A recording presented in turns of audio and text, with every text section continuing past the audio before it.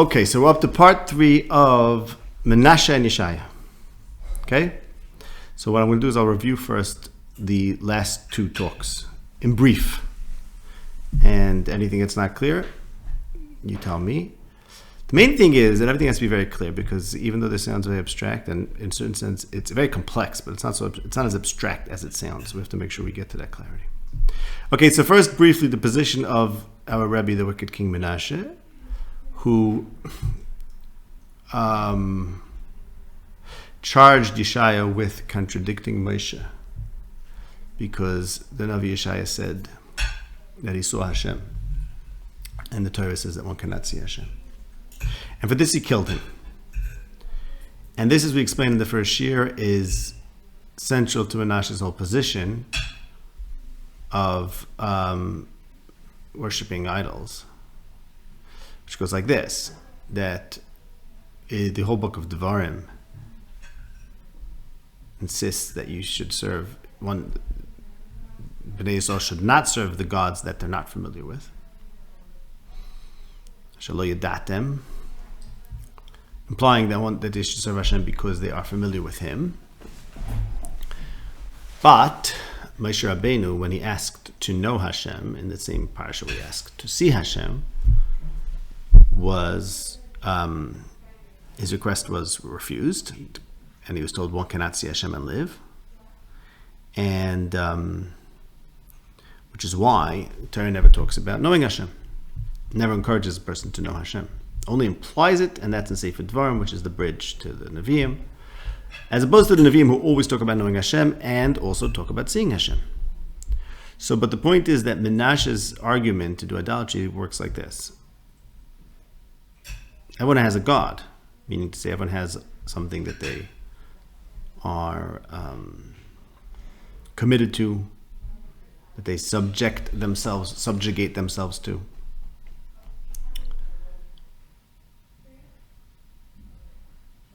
That has to be something with which you're familiar. Otherwise, you have nothing in your mind that you're subjugating yourself to.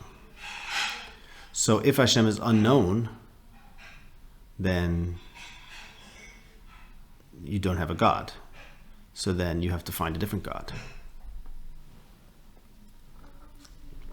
Okay? You have to subjugate yourself to something. Everyone subjugates themselves to something. So that's the Yitzhak David Zara. Once upon a time, people actually cared about that. There was a need to be strongly committed to something in a relatable das kind of way, familiar kind of way. That was religion then. And the prohibition against idolatry implies that we can have that with Hashem, but other places in the Torah indicate that we cannot. So therefore, which is, as I said, goes along with the fact that Hashem cannot be seen, because in that same conversation, Moshe asked to know Hashem and to see Hashem. So that's Manasseh's position. That was talk number 1. Talk number 2, we discussed Yeshaya's position, that he claims to know Hashem and to see Hashem. And we spoke about that contradiction somewhat, the contradiction between the Torah and the Nevi'im. And let's talk about let me just recap, what does it mean to know Hashem? What's Yeshaya's position? The anti-idolatry position. And at some point we'll of course have to, maybe it won't be today, but we'll have to figure out how does that square with the Torah. But what we discussed was the following. What is the question about whether one does or one does not know Hashem? And we said that it's clearly in the realm of morals that we have to look for an answer to this question of whether we do or do not know Hashem. Meaning to say that forget about the metaphysics of God. That's not the point. As the Gemara says in Brachas of Zayin, the question of knowing Hashem is mipnei me'ayesh tzadik v'toiv lo tzadik v'ra. That was Moshe's request. That's how the Gemara defines Moshe's request of, I want to see Hashem, I want to know Hashem. Which, parenthetically, differs from the Rambam's presentation of this in the first parak of Yisrael Torah and the Moed Avuchim Chelik Alf Parak Nudalad, where he says that Moshe Rabbeinu asked to know Hashem's essence. Chazal say nothing of the sort. There's a little bit of question on Rambam. I'm not sure if he means to explain it differently than Chazal or somehow that does with Chazal. The way Chazal presented, it's all about Moshe wanting to know the goodness of Hashem's ways, which is to say, well, I said it's all about morals because that means he wants to know the moral quality of all of being, all of reality. In other words, and to be more specific there, you can point to certain things as being good, but if you can only point to certain things as being good and you can't point to the totality of all being as being good, then the only thing you see as good are Elohim Acherims, because you're not seeing Hashem's midas as being good. Hashem's midas are captured by the totality of all. If you don't see that everything is good, or if you don't see the goodness of everything, then you don't see Hashem. So what am I taking Hashem? Well, let's define Hashem for a second here. Taking it, since I said we're not talking about metaphysics, so what do we mean by Hashem? We mean the principle that underlies everything. Okay? So is the principle that underlies everything, is his character good? Is the character of that principle good? Well, don't tell me the character of that principle is good because you could point to something that's good in the world. Because then, unless everything is good, unless you understand the whole story, then you have other gods, because you're saying that there are certain principles in the world that you recognize as being good, but you don't recognize the most fundamental principle as being good. So it's all about knowing Hashem, meaning to say recognizing his goodness, and that being, and going back to the point I was saying before about that being a motivating factor. If you understand the goodness, the nature of the goodness of everything, then obviously that's the best thing to be committed to, instead of being committed to a fractional goodness, which is presented by the Elohim Acherim. But we have a very important question. Do we in fact recognize, everyone has a sense of the good, but is our sense of the good total and complete and inclusive of all of being, or is it partial, limited, and selective, in which case we don't have Das Hashem? Okay? So going back to the question... So anyone who doesn't understand how everything that is good is missing in Das Hashem. Is missing in Das Hashem, right. Anyone who does not understand how everything is good, to that extent he's missing in Das Hashem. Correct. But you have to realize, though, there's something interesting, which is that, if there's let's say a group of people that has a Das Hashem experience for a long time, then maybe you could connect yourself to that, and you're a part of that group. So it's not as binary as you just said it, but fundamentally it is. Yes, fundamentally that's the root of it is. The root of Das Hashem is, Das Hashem means being able to answer his questions. It's identical. Being able to answer the question, as it's, there seem to be things that don't make sense. Roughly things do make sense, but there are some questions, like sometimes good people suffer and bad people prosper, and that doesn't make sense. So if you can't explain everything, then to that extent, you don't have Das Hashem. You have Das Elohim Acherim. Okay, and that's Menashe's argument. He says, look, Moshe didn't get the answer. So now, as this is still summarizing what the last talk's exploration was, it goes like this. The Gemara Brachas says that there is sometimes a tzaddik v'toivloi. There are times some tzaddikim that only get good. And that's a tzaddik gomer, an absolute tzaddik. Okay. So, I'm not sure how much of this we discussed last time, but basically it goes like this. Is the world good or not? Let's say, ultimately, is everything good? So you'd say like this. You'd say, well, there are certain things about it that are anomalous, right? Well, what if a tzaddik gomer, now things get complicated, because what if a tzaddik gomer, as the Gemara says, is able to bend reality such that everything that occurs to him is good, is understandable. Okay? So now we have a possible model for an understanding of why the world is good. Because even though things happen that don't seem to be good, we can direct the world such that everything is right, as long as we're all tzaddik and gemurim, whatever that means. Okay, you see that? the tzaddik gomer is the one that could make things happen in a way that he sees as good. Right, because since the Gemara says that a tzaddik gomer only experiences what is toif for him, so that means even though the world taken in total has tzaddik b'toiv l'tzaddik b'raloi, rasha b'toiv l'rasha b'raloi, so things that happen that don't make sense.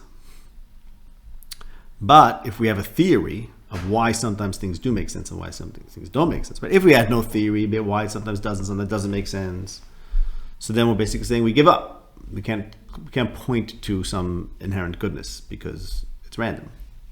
But if we do have a theory, and the theory is that the tzaddik gomer, the completely righteous person, for him everything happens exactly as it should according to the human mind, which is to say, according to the human sense of good. So then we could say, yes, the world is inherently good, which is to say Hashem is inherently good. I understand the goodness. Why? Because the tzaddik gomer can create that goodness. Anything which is included in the experiences of the tzaddik are going to be... Correct. I mean, this is the essence of tefillah. Right. The essence of tefillah is that the tzaddik gomer has a claim on God, as it were, that things should follow what he believes to be right. So, in that perspective, so, tzaddik something like keeping him updated on what's happening is sort of including that story in his yes, in his mind, in his das Hashem. Well, let's not leave das Hashem out of this for a second. It's included in his das, his way of thinking, and bad things don't happen to the tzaddik, which is to say, bad things do not happen that the tzaddik believes should not happen. Yes, just basically what tefillah is. Of course, you should tell the tzaddik what's going on. You tell him someone's sick, so he davens. Tell him the guy who's sick is a big bal tzedakah, and he really, he's bal tzedakah. Okay, so he'll take a dam for him. That's what it means. You're making him think what Hashem should do, and for tzaddik gomer, Hashem. So basically, the human sense of good is in fact, from a certain perspective, let's say, essential, central, fundamental to reality in a major way, because the tzaddik gomer has that experience. But on the other hand, you might say, well, why does it make Hashem good? Does it make Hashem good? Meaning, the human is good, the tzaddik is good. Why does that make Hashem good? In order to argue that Hashem is good because the tzaddik gomer is good, there are two hurdles here. Hurdle number one is, that's just the tzaddik gomer, it's not everyone. So that you have to say, well, everyone's supposed to be a tzaddik gomer. And in the long run, maybe everyone will be a tzaddik gomer. Okay? That would have... Doesn't? Why is this that? Yeah, because Hashem is good because tzaddik gomer is the real way of the world, even if we're not there yet. No? I mean, then you have a question of why then and not now. Okay, so you're saying why is that Tzalva? Why does the time do it? Okay, fine. Look, I'll leave that. That's an interesting question. I have to think about time for that. And I was going to say another thing, but I realized I may have just undid my whole way of thinking here. Let's see. Which was the second hurdle is that if it's a human choice to be a tzaddik gomer or not, then it's not Hashem who's good, it's the human who's good.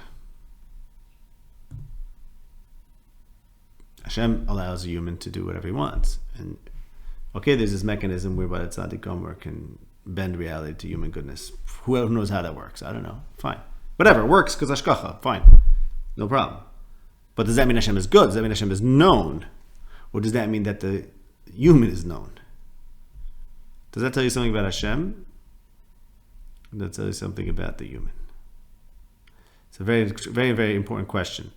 It has to do with the question of Hashem being Demus Kemari Adam. It has to do with the man being with Tzalma L'Kim. Now, the conception of Hashem as an Adam, which very much closely related to the question of Hashem can be known, right? Because just in terms of thematically, like the Nevi'im describe Hashem as an Adam, so of course you can know an Adam.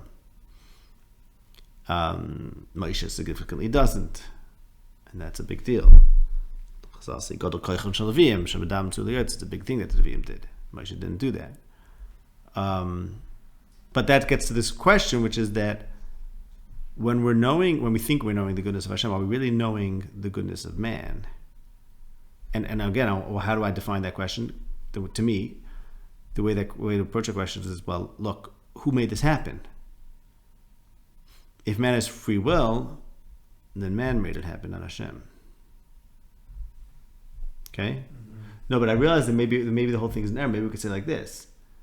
Man is free to be evil, and therefore it solves both problems, which is that it solves your question too. It's not that eventually the world will become tzaddik and gemurim. It's that always and forever, man can be a tzaddik if he so wishes. That itself is that's the goodness, and that the fact is people could choose to not do that is they're opting out. Maybe that's the way to look at it. I'm saying if man chooses it, then it's man-made good. Maybe it's like, no. So like maybe we have to think, what's the default? I was thinking the answer is what's the long run. I think it's the same thing, because what's the default? If it's the default, doesn't that mean in the long run it will happen that way? Okay, we're saying it's not about the long run, it's about that it's the default. Okay, this is something I didn't think about. This might change everything. Okay, so let's bracket that, and we'll continue the way I'm thinking, which may be incomplete. I mean, it's obviously everything's incomplete, so anyways, I can just do something, okay? The way I'm thinking about it is it all revolves around free will. And this is the new from here on is basically new for this new conversation now. It goes like this. Okay, so Manasseh says Hashem's goodness is unknown because there are things in the world. Forget about the psukim for now. Forget about Moshe saying one thing and then saying, let's just talk about this. Let's just analyze the ideas over here. One can say Hashem is not known, meaning to say the goodness of everything is not known. Even though there are some people that for them everything is good for those people. And even though maybe eventually everyone's going to be like that. But that's humanly generated goodness because a human makes the choice to think about Hashem and therefore become a tzaddik. See, there's something circular there because what happens is the human thinks about Hashem as being good and that makes him good. And then, boom, it all works out. Everything's great. But Manasseh says that that's just one big delusion, an illusion. He's not interested. He's like, yes, you can do that. He knows you can do that. Everyone could do that. Everyone's welcome to go be a tzaddik like Ishaya and say V'eretz Hashem. And the talk going to be with tzaddikim and everything's going to be great for them. And they're going to, quote unquote, experience Hashem. But says Manasseh, I know that you're really experiencing yourself because you're the one who activated this kind of system whereby Hashem in fact responds to you. But Lamaisa, you're the one who activated that because you chose to do it. So don't say it's Hashem's goodness that you're knowing Hashem, you're knowing your own goodness. Great. I believe in mankind. He was a great humanist, Manasseh. A big humanist. But don't say this is Hashem's goodness. Hashem is unknowable. So you're not Lamaisa knowing Hashem? That's what he's saying. Right. No, because you're knowing something that's particular. The point is it's particular. Why is it particular? Because it's something about a human. In as much as it takes a human being to activate it. Yes, once you activate this, you're basically going onto a switch where everything that you experience is going to be in that prism. So it's like you could enter a virtual reality. Okay? So anyone could enter a virtual reality where everything's good. Okay, but you have to make that entrance. So it's you're creating that goodness of where everything is good. It's only everything because you create your own, everyone creates their own everything. Okay, but that's you. That's a feature of humanity. It's not a feature of Hashem because Hashem is beyond the tzaddik.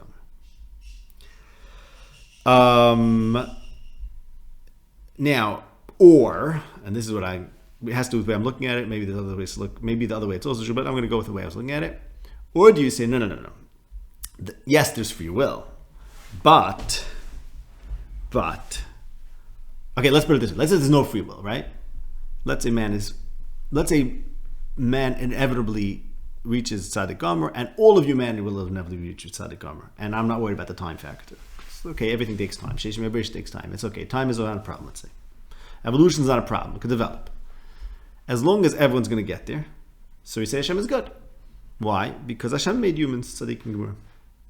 Baras Hashem, Baras tzaddikim, and everyone's going to eventually be tzaddikim, and maybe they become tzaddikim by seeing how bad the Rishon are. So, good, it works out. Works out. But since we believe in free will, so... Okay, so he says don't blame this on Hashem. You have great respect, says Manasseh. The tzaddik has great respect, but not Hashem. I know the tzaddik, I don't know Hashem. But the thing is, what do I know about a tzaddik? I know the tzaddik is a guy who deluded himself and therefore earned this very cool thing. But I'm not interested in that. I don't want to delude myself. This is Manasseh's atheism. Okay?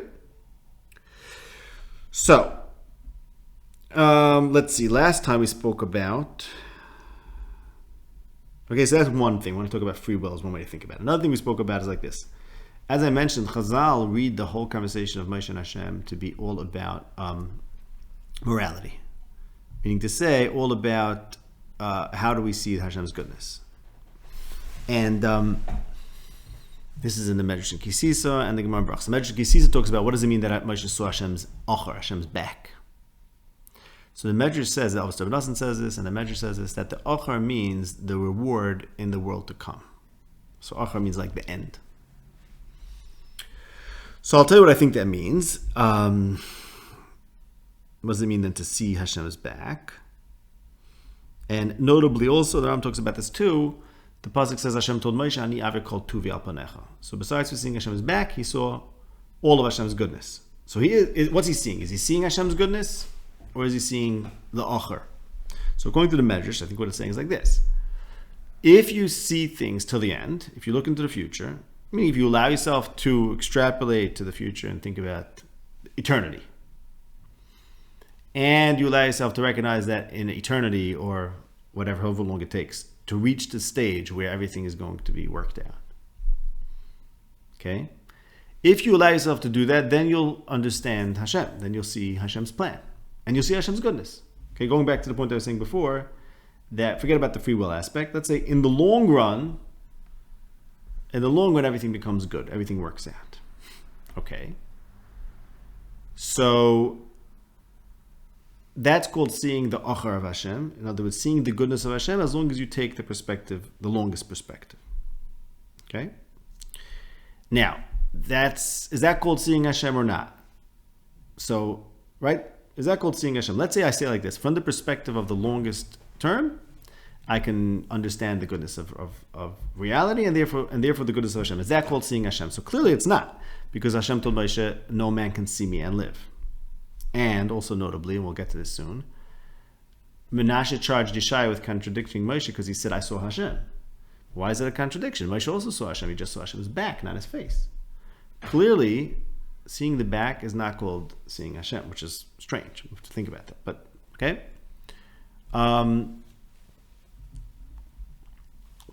So now, let's just talk about... okay, we're going to get back to that. Why is it not called seeing Hashem? So in other words, seeing the goodness of Hashem, based on the fact that you can take the longest perspective, that's not considered seeing Hashem's goodness. Well, what are you going to say? Okay, but we could see Hashem's goodness even in the present, even currently, if you're a tzaddik gomer. Okay. As we said, that's not everything. That's just one individual who made that choice, right? So we have that tension on there. Okay. So now I want to move on to a different point, and we'll get all to this. Well, the story of Yeshaya goes like this. He says like this. He says, I saw Hashem sitting on a throne. And there were the Malachim, and they said, Kadosh, Kadosh, Kadosh, Hashem Tzavakas. And I said, Yeshaya says, Oili, woes to me, ki nidmesi, because I am dumbstruck. Ki es hamelech Hashem, ki ish temes v'sayim anoichi, u'b'soich am temes v'sayim anoichi yoshev, ki es hamelech Hashem Tzavakas, ro einai.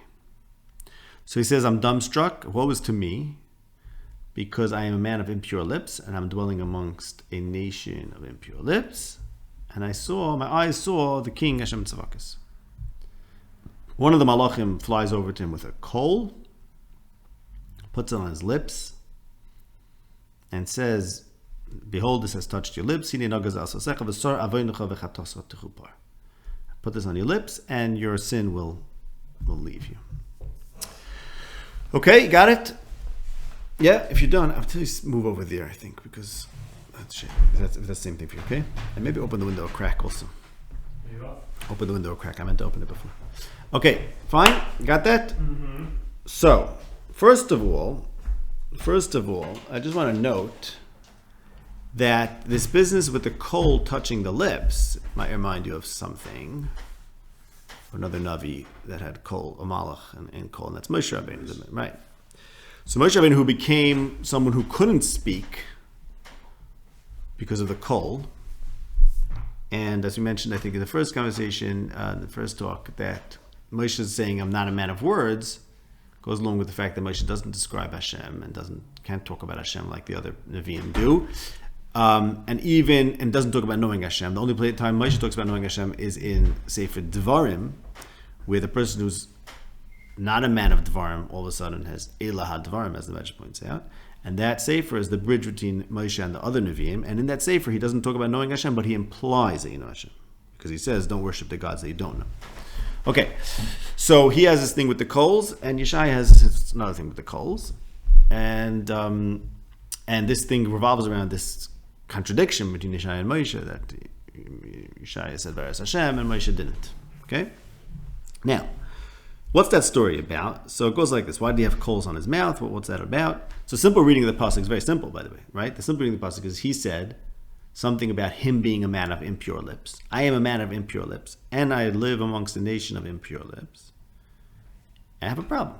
That's his problem. What's his problem? That he's a man of Tmei Sasayim. So the Malach comes along, puts a coal on his lips, and purifies his lips. Very clear. But so what takes care of the people, right? So Chazal say, right, very good. But really we have to ask, why is he mentioning the people? Okay, but let's put it this way. So Chazal say like this, and the Rambam talks about this at length in the Ger Hashmad, that one should never say something negative about Am Yisrael. Rambam's marach about it's very important. Can't say negative things about Am Yisrael. And Yeshaya was punished because he said something about Am Yisrael. And how was he punished? It's called Medrash, because he said Am Yisrael Anochi, and the Malach comes and touches him on the lips and says, I'm removing your sin. So that was the sin. The sin was that he said that the nation is tummy. The problem is that, like I said, the simple reading is that he's worried about his own lips being Tmei Sasayim, right? He can't speak about Hashem, something about I saw Hashem, and I'm not allowed to speak about it. I can't speak about it. I shouldn't speak about it because I'm impure lips. He happened to say something negative about the Am, and he needed a kapara for that. That's not the simple reading. And what happened to the fact that he has impure lips, right? Well, how Chazal reading this? The answer is like this, I think.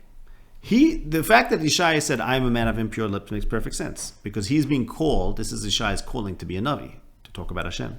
And he can't. He's saying, I can't do that.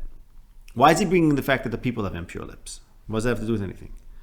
The answer is, he's imputing his inability to talk about Hashem to the fact that he's among a people of impure lips. Okay? Step number one. So he's connecting the two. He's saying, you know why I can't find the words Hashem? If I would live among a people that is not impure lips, then I'd be okay. But I am influenced by the fact that the Am is Tmei Sasayim. Okay, fine. Now let's go to the next step. Well, if that's the case, then how does he get a kapara? I mean, how does that solved? The answer, says Chazal, is that you're not supposed to say that about the people. Or why are you not supposed to say that about the people? And what if it's true? And I would ask it in another way. The Gemara says that there were people that I think it's Shmuel HaKatan was worthy of the Shekhinah being shared on him, but his nation wasn't worthy of it. So you see, there's a concept that the Navi could say, I Be'etzem would be a Navi, but the people aren't worthy. So what's the problem? What's Yeshaya doing wrong? How is he wrong? The answer is like, okay, no, the people said it about him, I think. Okay, either way, so it's true. No? I think it's true. Yeah. It's true. Right, the answer is like this. The answer is like, what's he saying wrong? What's wrong? The answer is like this. The answer is that those Nevi'im that the Gemara talks about, someone should have been a Navi. Would he have been a Navi that writes down his Nevuah? As in a Nevuah Shehotzuch L'Dairis? Probably not. And as Chazal say, Nevuah that needed L'Dairis is written down. Nevuah that's not written, L'Dairis is not written down. Which tells us that the Nevi'im that we know of, the Nevi'im that are written down, they're not speaking, I want to give you a depth to that, they're not speaking for their own generation. They're speaking for the Am, which means to say the Am that's Netzchi, the Am into the future. So therefore, if they understand that they are, they do understand, so given that they're speaking with the voice of the Am, which is to say not only the voice of their Dur, but the voice of Am Yisrael forever. So therefore, if they're going to say something negative about Am Yisrael, they're not saying something negative about their Dar. They're saying there's something fundamentally wrong with Am Yisrael. And that's not true. It's not true. Fundamentally, Am Yisrael is okay. Which you might notice that has to do with the question of whether eventually everything's going to work out, and whether how far does free will go? Like, does free will mean that maybe Am Yisrael is not okay? Like, how could you basically to say Am Yisrael is fundamentally okay, because it contradicts free will? Because what do you mean they're okay? Don't they have free will? Okay, so we'll see how these things come together. But so that's just since then they're going through those psukim. Yeshaya said, "I can't talk about Hashem." Why can't you talk about Hashem? Because you're talking on behalf of the people. You're talking for the Am. And you understand the Am as being problematic, but the Malach comes along and says, no, you're okay. Why? Because the Am is not problematic, which means saying that their heart is a chet. Therefore saying that their heart is a chet. Okay?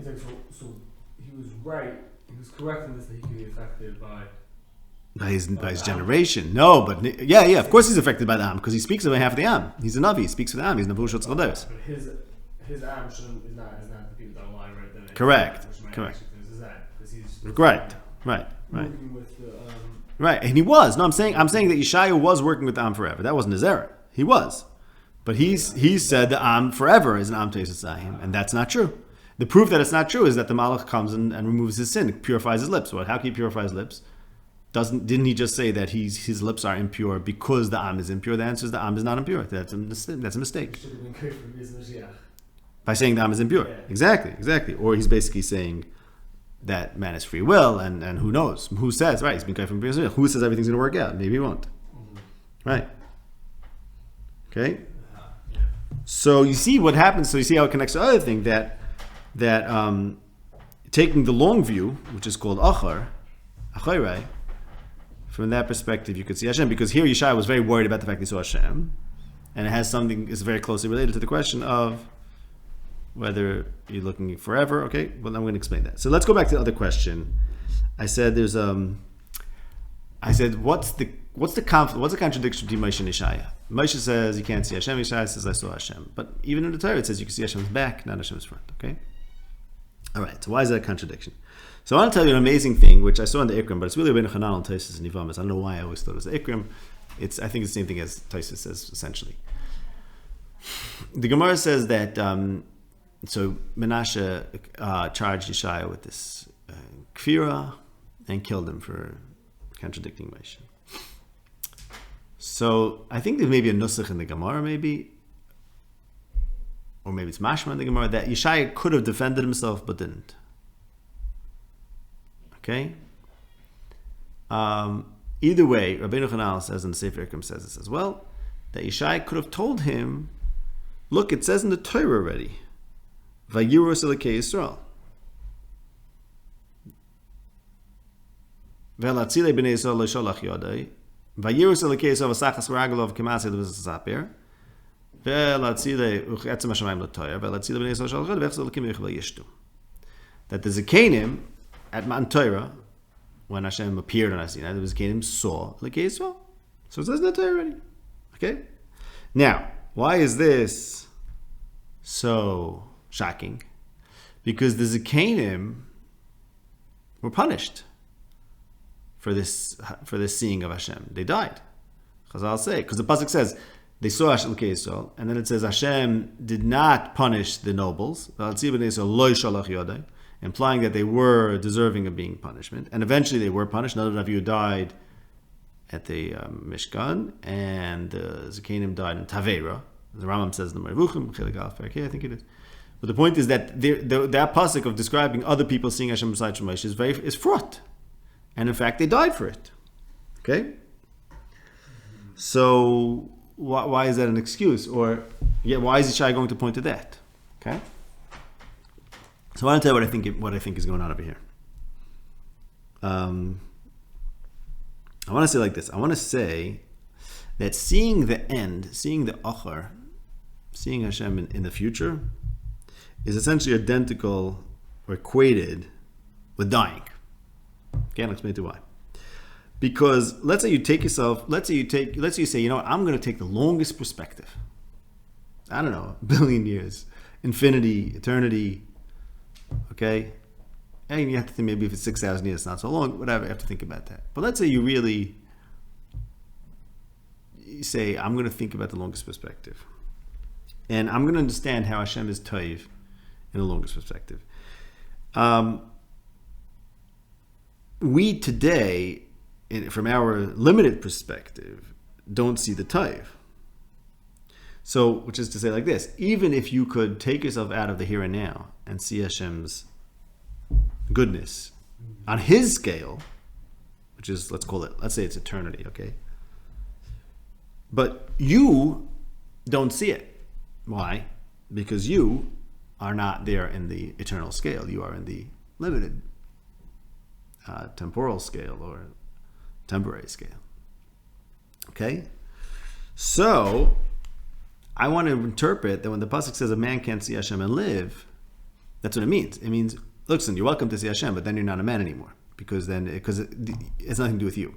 The moment you go back to being a person, and like in other words, experiencing the limitations of wherever you may be and wherever your particular point in time and space is, that cannot meet Hashem.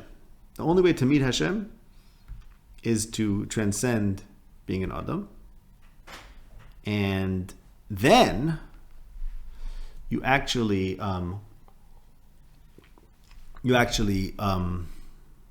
should die. Why? Should really die, deserve to die, like the Zakanim died, and like Yeshaya was worried that he saw Hashem, because I'll explain that more when I get it soon. Because you're basically saying that your knowledge of Hashem's goodness is based on something that's other than your lived experience. Everything but for your own experience. Your own experience and Hashem's goodness are not on the same plane. So then you're better off being dead, because that's the only place where Hashem's goodness is.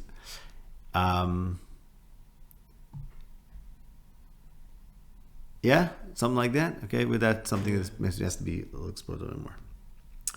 Okay, so now it goes like this. So when Yeshaya said, so the Ikram says, Yeshaya could have said, listen, I'm not the first one to do this, right? But they died too, right? They died. Might say they died. Now, the Ikram essentially says something like this. He says, when Yeshaya said, Oilichin idmesi, so I said it means I'm dumbstruck. He says, Oilichin idmesi is that Yeshaya said, woe's to me that I'm seeing Hashem with my dimyon, not in reality. And that's how he explains Aspaklai Hashem and Me'ira, because the Gemara says, in Aspaklai you can't see Hashem, Aspaklai they think they see Hashem. Aspaklai Hashem means they're using the imagination. So he says that the fact that the Navi is experiencing Hashem through his imagination is something that's fraught and dangerous for the Navi.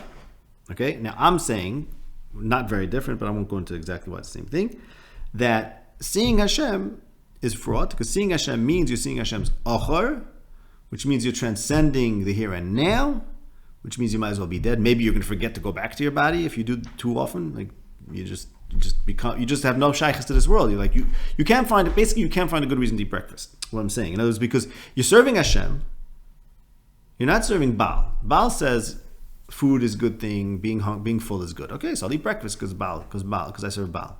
No, you don't serve Baal. You serve Hashem. So what does Hashem tell you? Hashem tells you, what does this idea called Hashem motivate you? This idea called Hashem is that in the longest perspective, everything is great. Okay, so why does that tell you to eat breakfast? It doesn't. Really. But so then that's why you might die. I'm saying, just you neglect this world, basically. But on the other hand, there's a family to what? To keep to eternity? Yeah. Yeah, so maybe, right. Okay, so but you're worshiping eternity? Yeah, interesting. But everything you do is everything you do b'payil is limited, So in other words, yes, I think this is how it's supposed to be, but there's a tension between what you know and what you do, because as soon as you're doing something, you can't hold on to what you're doing is always limited. I think there's a real problem there.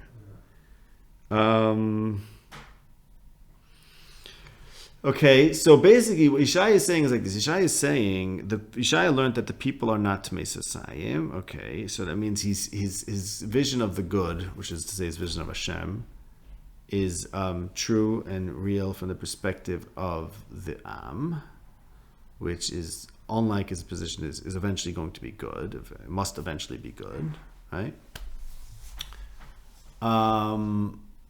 In that sense, you can see Hashem, but like I said, you're still seeing Hashem's achor, Okay? So a lot of things we have to figure out. We have to figure out where does Bechir fit in, so we'll get to that soon. We also have to figure out, okay, but nonetheless, Yeshaya does see Hashem and Moshe doesn't, right? There's still, Moshe never doesn't say that. Doesn't call seeing the back seeing Hashem. Yeshaya does, right? So that's very important. So now at least we know what we're talking about. Do we call this vision, this long-term vision of saying, look, as long as we transcend the here and now, we're able to see goodness. Do we call that seeing Hashem? Or do we say no? Because once you're doing that transcending, you're basically dead.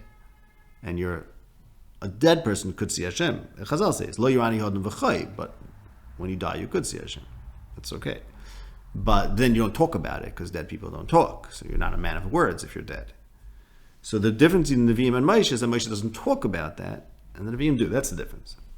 Because Moshe says they're dead if you do that. And the Nevi'im, who die for doing that, but they talk about it. So they're like these dead people talking, which is weird. So we have to think, what's that machlekes and how do they do that? Okay. All right, but now let's talk a little bit about free will, and we'll see how I think we'll try to tie it all together. Okay? The question was, let's say you're seeing Hashem in the longest term, everything is good. Okay. But that's predicting that people won't exercise their free will. Like you said, that's I mean, it's assuming the Bias Mashiach, that everything's going to work out for the best. But that's not Hashem. That's humans, because we have free will. And if we do have free will, how do we know that everything's going to work out for the best, right? How basically, another way to ask the simple question is, how do you square the 12th taker with free will? How can we say we're certain that everything's going to work out for the good if everyone has free will? Okay, that's my question. So the answer is, I think, very simple, that although man has free will to choose good or evil, that's on an individual level. You can say every individual may be, in fact, evil. But you can still discover meaning and reason within history, as meaning to say that events and historical experiences can eventually nudge people towards the good. How? Very simple. Because people will choose evil and learn that evil is not worth it. So at the one end, you could believe in free will and say any individual has choice, has freedom within his whatever makes sense to him. But you could also believe that the good choices pay and the bad choices don't pay, or prove to be detrimental for those that make those choices. And therefore, with time, humanity will learn to avoid evil and choose good. Okay? But so now let's say that means that's guaranteed. That could be guaranteed. You could understand reality that there's a built-in mechanism for the evil to be weeded out, which is that it's tried and proven to be a poor choice that ends up hurting the one who makes that choice, and that process itself is what guarantees. Predicting what each person with their free will is going to decide. So we're not predicting any individual. We're predicting something larger than any individual.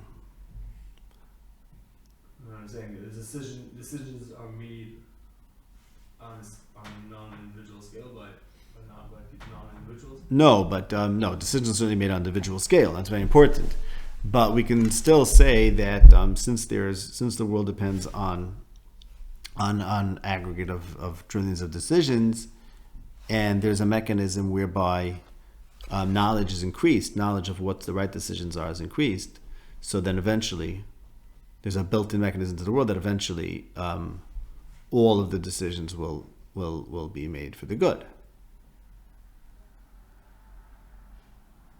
Because each person that's ever making a decision has information that... Right, more information. Right, more information. Mm-hmm.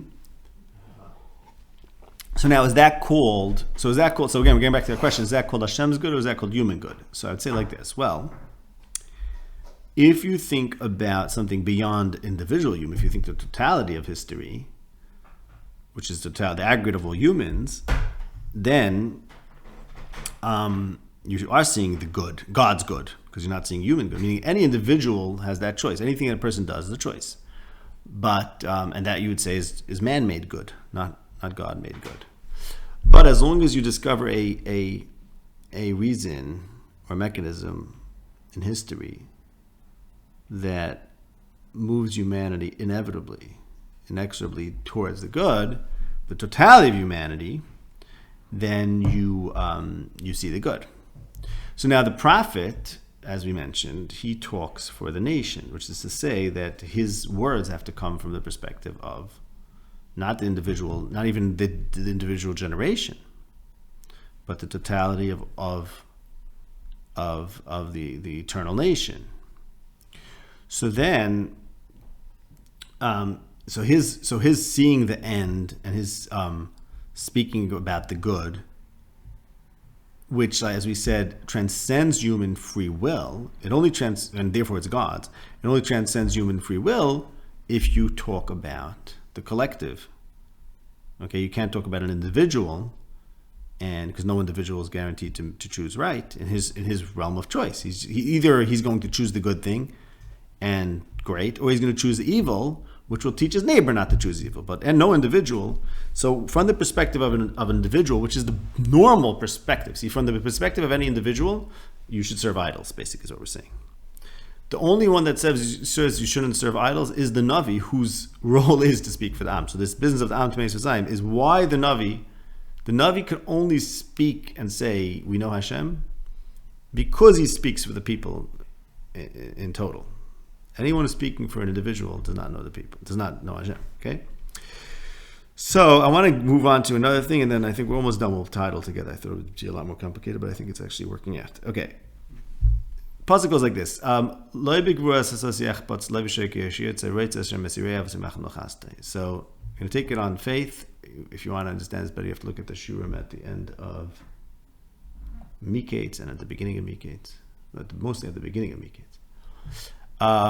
This pasuk is about Avodah Zarah. Okay? Meaning to say, let's think about that pasuk. Hashem doesn't want the Gvuras Hasus, but nor the Sheikh. Okay?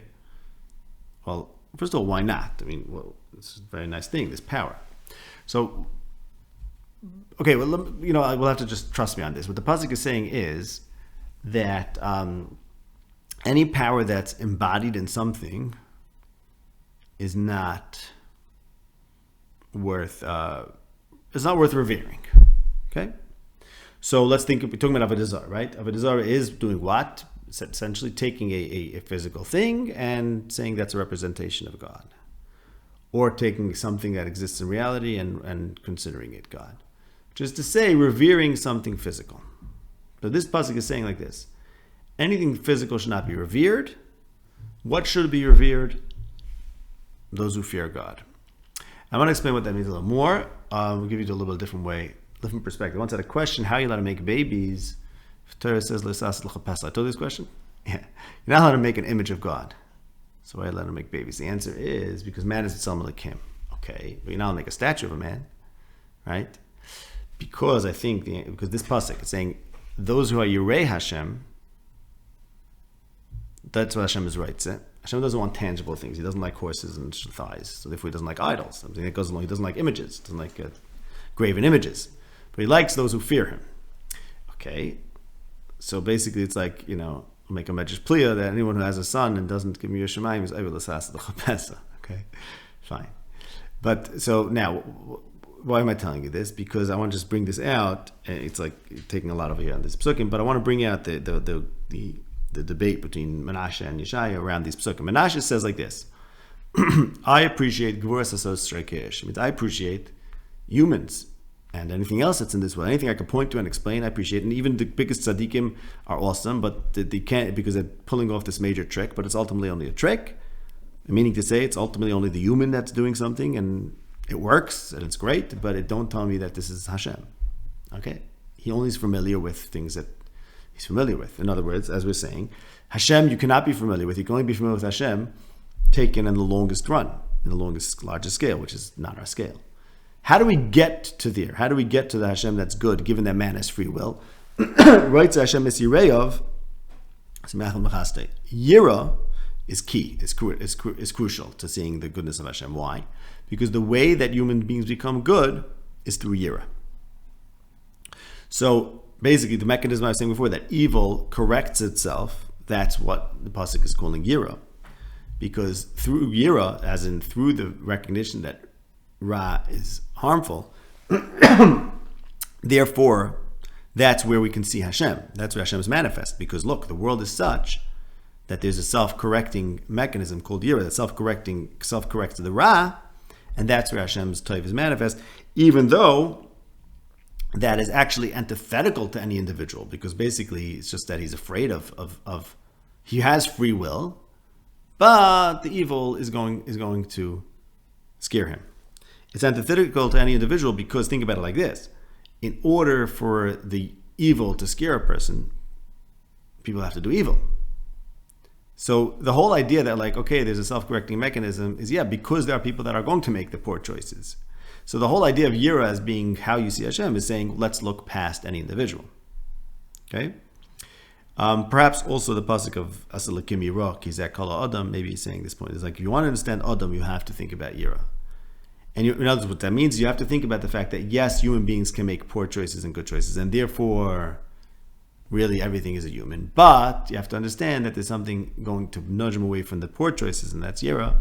And therefore, in the long run, you want to see Hashem, you see Him, and you can see the goodness of humanity in the longest run. Okay, so Yira is needed for someone to become a good person. Yira is the antidote to Bechira. Yira is the answer to the question of Bechira.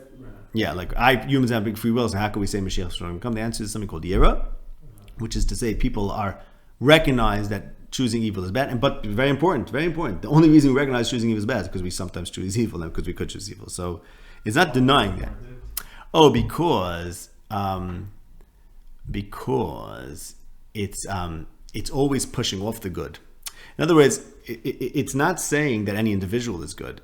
It's not getting around Bechira, because it's actually based on the fact that every individual may in fact choose evil. So we're still saying we're not saying like, oh, you know what? Really, we don't have free will. Really, we're going to do the good. No, we don't know that you're going to do the good, because if I knew that you do the good, then you wouldn't be afraid of evil. You need to have evil as a real thing in order for people. So it's pushing off. It's always pushing off the good. That's what I'm saying. That's why very important. That's why Manasseh doesn't accept it, because it's nice. It's pushing off the good to something which is not. The choosing individual doesn't have that knowledge of the good. And if he chooses good, that's him. Okay? So you, Yeshai, you speak for the people, and you talk about the goodness of Hashem because you're the mouthpiece of the nation. And Manasseh is like, that's all very nice, but I'm not. I'm an individual. And this is getting back to the point I was saying about the difference between Moshe and Yeshaya. And Moshe says, look, you can only say that as a dead person. I don't talk as a dead person. I'd rather just not talk. Lo yesh dvara. Okay, fine. Yeshaya, the Navi, and the Nevi'im have a role. Their role is to speak for the Am. I don't think it's Moshe's role.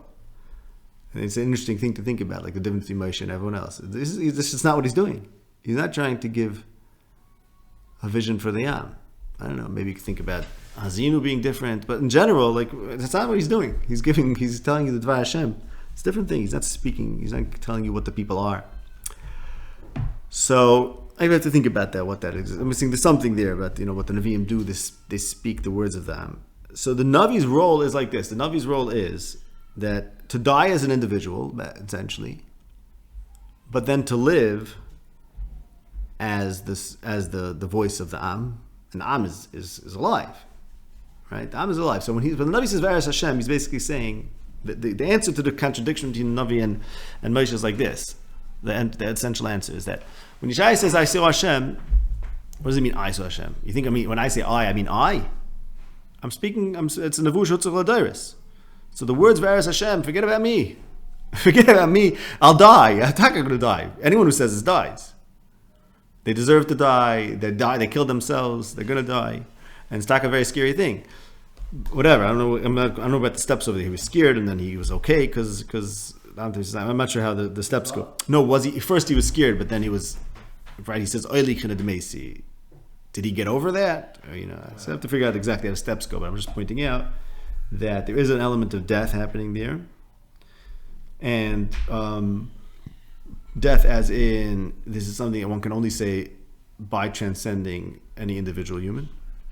And in fact, the goodness of Hashem is visible only from the perspective of eternity, which is only a true perspective from the people's perspective. Right? You can become part of something greater than yourself. That's the Am. and Moshe doesn't do this. Yeshaya does because they have different roles to do. And I was going back to the point of that you need evil, so I want to go back to Manasseh. Not that I have an agenda to be matzdik Rabbeinu Manasseh, but the fact is that you need Manasseh to do his averis for Yeshaya to say that everything's going to be good. Because he's like, you know why everything's going to be good? Because you're so evil, I'm going to learn from you. But if no one would ever, going back to that point, that it's through people exercising the evil that the world becomes good. So it's a symbiotic relationship. Anyway, so tell me, did we answer all the questions? Because let's make sure before we wrap this all up. So again, I think let me just hit some of the points, and then we'll see if we got everything. So let's just start with this. Comes to mind, free will.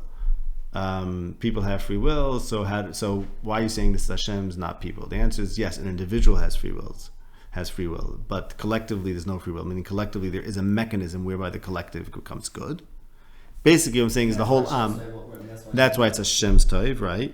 But nonetheless, to see anything that goes beyond the bechira of an individual is what the pasuk is referring to when it says no one can see me and live, because basically it's saying that as a normal person who has bechira, which is what the essence of a human being is, on that level you cannot see Hashem's goodness. So basically you can only choose to serve Avodah Zarah. It's like you want to make choices, you're an Avodah Zarah. You want to see beyond yourself as a choosing individual, then you see Hashem. And from that perspective, there could be Das Hashem from the perspective of the Am. And that's the answer to Menashe's argument. Menashe is not interested in talking for the Am.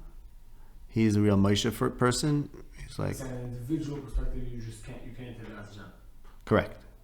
Das Hashem is to see Hashem's goodness, which is to say to see things from the perspective of the people, right? And therefore, in other words, so what I'm saying is a very interesting thing. What I'm saying is that what do you do as an individual? Oh, that's an interesting question. All right, I'm saying is like this. What I'm saying is, and this is a good thing to realize. When the Navi says, let's say Das Hashem, right? You should have Das Hashem. It's possible to have Das Hashem, whatever. He's not saying what the facts are. He's saying what the nevuah is. I mean, this is nevuah shetzul l'daris. This is the position of Klal Yisrael, because this is a Sefer Kodesh of Klal Yisrael. So it's a national position, and it has to be it's only true as a national position. You see, if you're willing to learn Tanakh, then you could say whatever haskaveda I see. You can't stop say that. Das Hashem. What are you talking about? It's there as a nevuah. I mean, you say it's true from the perspective of the Nevi'im. Is it worry for people to go around getting Das Hashem and killing themselves? Okay, so now we have a question, right? So now we have a question. So I was basically saying they're both right. Okay, should a person do like Menashe, should do like Yeshaya, right? Right. Right.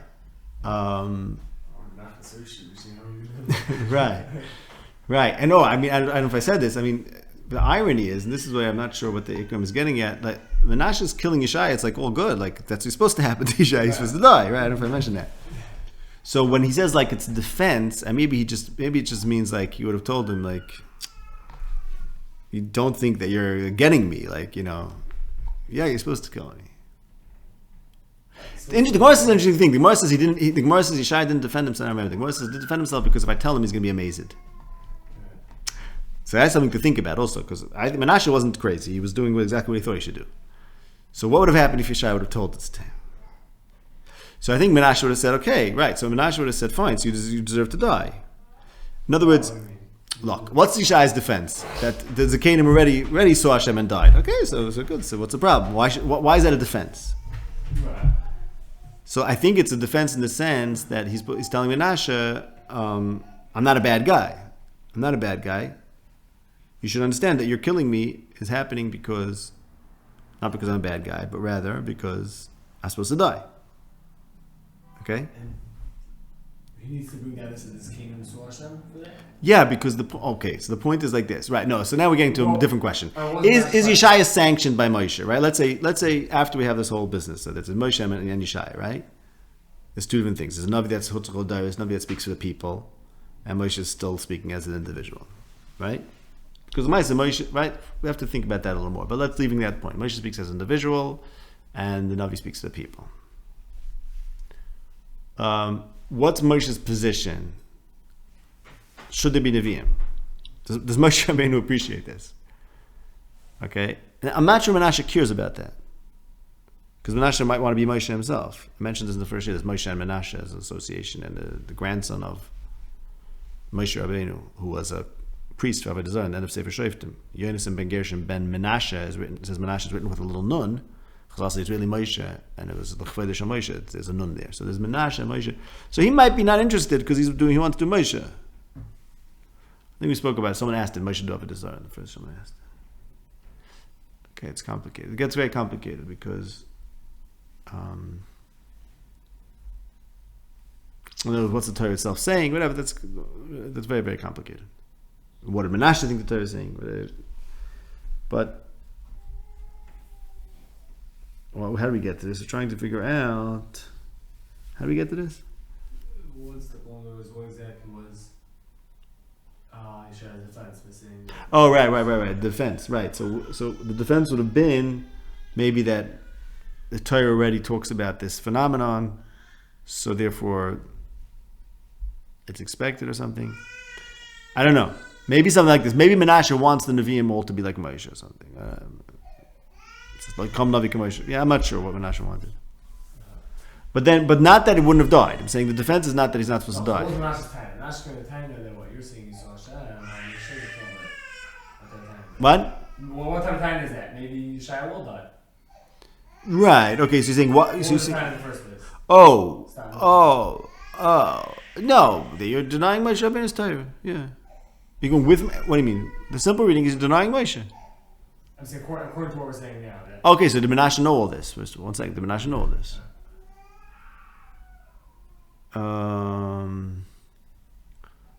Manasseh, I think not. I was going. Manasseh doesn't understand all this.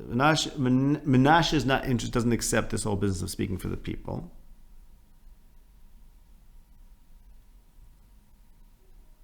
Or maybe doesn't. Maybe holds like Yeshaya that I'm Tamei Sosayim, something like that. So therefore, there's no long term, whatever. All we could talk about is here and now. So every tzaddik gomer is just a delusion. So then don't say I see Hashem. You're a tzaddik gomer. If you see Hashem, you're a delusion. What? What does it mean that to go Hashem? With the acher? Seeing the end. Yeah. Right. So right. So he knows you can see the end, the acher. Even without. Right. Okay. Without dying. Oh no, but then you're dying. No, then you're dying.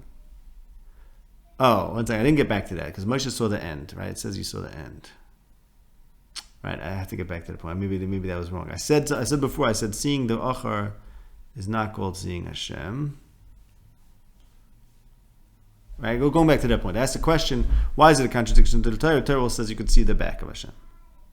So I said, but seeing the back is not called seeing Hashem. Why not? Oh, because seeing the back is like dying. That's what I said. Seeing the back is like dying, so it's not something you could talk about. Right. Okay, so he knows it's something called seeing. Right, because Shai is talking about it. Why is Shai talking about it? Like seeing dying because the ways. Because seeing the back means seeing something that's not here and now, has nothing to say to you in the here and now. Okay? Unless you become a tzaddik gomer, but that's your choice. That's not. By the way, why do I keep on going back to becoming tzaddik? It's very important because there is a connection between, we were talking about before, like when you see the acher and you see the toiv, like does that do anything for you today? Yes, it does. It does have some effect on you today. It may not be there's no perfect correspondence between the toiv of Hashem, which is in eternity, and the toiv of you today, because of my you're in the here and now. But the fact is that if you allow yourself to be influenced by that toiv, then you become a tzaddik gomer, and then you'll have toiv in the here and now. So there is some convergence there, right? And then you shouldn't really be dying then. Oh, right. Maybe not. Very interesting question. Right. That's I think a key point. Right. And then you shouldn't be dying. Right. So in other words, it could be that there's more to this whole thing. Yeshaya's point of the Toiv Hashem is not only for the people. It may be a Toiv that, since there's a Toiv for the people and I could speak for the people, therefore maybe I could speak for myself also. Like, once you speak for the people and you're a part of the people, this also gets to your question. Like, okay, speak for the people, what does that have to do with the individual, right? Should an individual do Avodah Zarah, but just not do Avodah Zarah in public as a people, right? Right, so I think this point has still needs a little clarification that it does bring itself back to the individual. The main point is that it's not a delusion, right? Manasseh knows such a thing as tzaddik gomer. He just thinks that they're deluding themselves because they're not. There's no firm basis for the goodness. The firm basis is to be a navi, is not to speak for the people in a meaningful way, which Moshe says you don't do. You die as an individual. maybe you could die as an individual and I don't know, and still speak for the people and come back. I don't know how that works. You have to think about that. All right, I think we'll leave it at this. But basically, we hit the points. It's definitely things that need to be understood better. But yeah, okay. All right.